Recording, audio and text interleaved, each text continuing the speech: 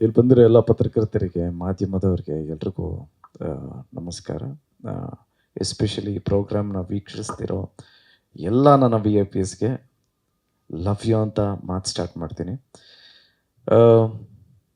ಇವತ್ತು ನಿಮ್ಗಳ ಜೊತೆನೆ ನನಗೂ ಸರ್ಪ್ರೈಸಿಂಗು. ನಾನು ಕೇಳಿದ್ದೆ ಸಿನಿಮಾ ಹೆಸರು ಏನಿರ್ಬೋದು ಅಂತ, ಹೇಳಿರಲಿಲ್ಲ.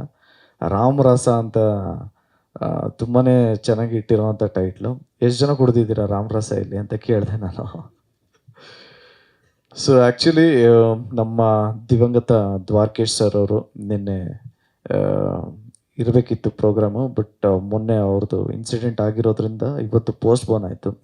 ಇಲ್ಲಾಂದರೆ ರಾಮರಸ ರಾಮನವಮಿಗೆ ಬಿಡುಗಡೆ ಮಾಡುವಂಥ ಕಾರ್ಯಕ್ರಮ ಆಯಿತು. ಇದು ಪೋಸ್ಟ್ಪೋನ್ ಆಗಿರೋದ್ರಿಂದ ಇವತ್ತು ಮಾಡಿರೋದು. ಆ್ಯಂಡ್ ಆಲ್ಸೋ ಈ ಪ್ರೋಗ್ರಾಮ್ಗೆ ಬರೋದಕ್ಕೆ ನನಗೆ 3 ರೀಸನ್ಸ್ ಇದೆ.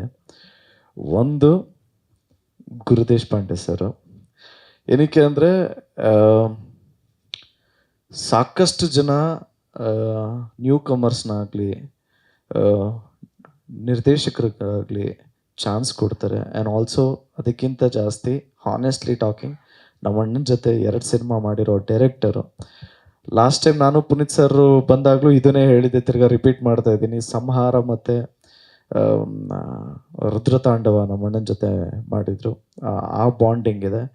2ನೇ reason, it's being Anil Yadav, ನನ್ನ ಗೆಳೆಯ ಅಂತ ಹೇಳ್ಬೋದು, ಬ್ರದರ್ ಅಂತ ಹೇಳ್ಬೋದು. ಸೊ ಹಳೆ ಪರಿಚಯ ಅನಿಲ್ ಯಾದವ್ಗೋಸ್ಕರ ಬಂದೆ. ಆ್ಯಂಡ್ 3ನೇ ರೀಸನು, ಸಾಕಷ್ಟು ಜನ ನ್ಯೂ ಕಮರ್ಸ್ ಲಾಂಚ್ ಆಗ್ತಾಯಿದ್ದಾರೆ ಅಂದ್ರೇ ಒಂದು ಎಕ್ಸೈಟ್ಮೆಂಟ್ ಹಾನೆಸ್ಟ್ಲಿ. ಯಾಕೆಂದರೆ ನಾವು ಮೈತ್ರಿ ಅನ್ನೋ ಸಿನಿಮಾ ನೋಡಿದ್ವಿ, ಗಿರಿರಾಜ್ ಸರ್ದು. ಕಂಟೆಂಟ್ ಓರಿಯೆಂಟೆಡ್ ಮತ್ತು ಆಡಿಯನ್ಸ್ನ ಹಿಡಿದಿಟ್ಕೊಳ್ಳೋ ಅಂಥ ಒಂದು ತಾಕತ್ತಿದೆ. ಏನಕ್ಕೆ ಅಂದರೆ ಆಡಿಯನ್ ಪಲ್ಸ್ ಗೊತ್ತಿದೆ ಅವ್ರಿಗೆ. ಸೊ ಅವರು ಹೊಸಬ್ರಿಗೆ ಚಾನ್ಸ್ ಕೊಡ್ತಾ ಇರೋದೇ ಖುಷಿ ವಿಚಾರ. ಸೊ ಈ 3 ರೀಸನ್ಗೆ ನಾನು ಇಲ್ಲಿರೋದು.